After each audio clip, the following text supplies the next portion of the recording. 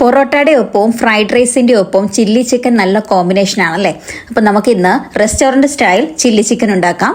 അതിന് വേണ്ടിയിട്ട് ഒരു ബൗളിലേക്ക് ഇഞ്ചി വെളുത്തുള്ളി പേസ്റ്റ്, 1.5 ടേബിൾ സ്പൂൺ കാശ്മീരി മുളക് പൊടി, 1/2 ടീസ്പൂൺ മഞ്ഞൾപ്പൊടി, 1 ടീസ്പൂൺ കുരുമുളക് പൊടി, ഉപ്പ്.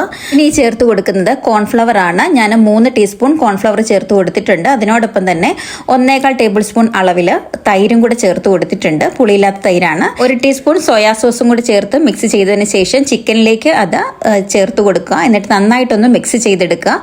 ഇനി ഇത് 1 മണിക്കൂർ ഫ്രിഡ്ജിൽ വെച്ചിട്ട് ഒന്ന് മാരിനേറ്റ് ചെയ്തെടുക്കുക. അതിനുശേഷം വെളിച്ചെണ്ണ ഒഴിച്ച് അതിനകത്തൊന്ന് ഫ്രൈ ചെയ്തെടുക്കുക. ഇത് ഡീപ്പായിട്ട് ഫ്രൈ ചെയ്യുകയൊന്നും വേണ്ട. ഒരു സൈഡ് ഫ്രൈ ആയതിനു ശേഷം മറിച്ചിടുക.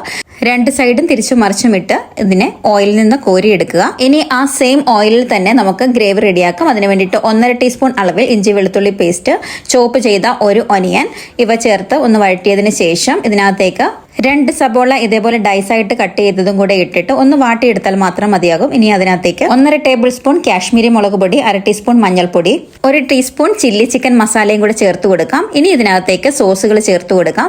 3 table spoon tomato sauce, 1.5 table spoon soya sauce ഇവ ചേർത്ത് അതിനകത്തേക്ക് കുരുമുളക് പൊടിയും ചേർത്ത് ഇനി ഡൈസായിട്ട് കട്ട് ചെയ്ത 1 ക്യാപ്സിക്കവും 1.5 കപ്പ് വെള്ളവും കൂടെ ചേർത്ത് നന്നായിട്ടൊന്ന് തിളപ്പിച്ചെടുക്കാം. ഇനി ഇതിലേക്ക് 1/2 കപ്പ് നോർമൽ വെള്ളത്തിൽ 2 ടേബിൾ സ്പൂൺ അളവിൽ കോൺഫ്ലവർ ചേർത്ത് മിക്സ് ചെയ്തതിന് ശേഷം ഇതിനകത്തേക്ക് ചേർത്ത് കൊടുത്ത് നന്നായിട്ടൊന്ന് മിക്സ് ചെയ്യുക. ഗ്രേവി ഒന്ന് തിളയ്ക്കാൻ തുടങ്ങുമ്പോഴേക്കും അതിനകത്തേക്ക് ഫ്രൈ ചെയ്ത് വെച്ചിരിക്കുന്ന ചിക്കൻ ഇട്ട് കൊടുക്കാം. ഒന്ന് ഇളക്കി നന്നായിട്ട് യോജിപ്പിച്ചതിന് ശേഷം 3 മിനിറ്റിന് ശേഷം മല്ലിയിലയും കൂടെ ചേർത്ത് ഫ്ലെയിം ഓഫ് ആക്കാവുന്നതാണ്.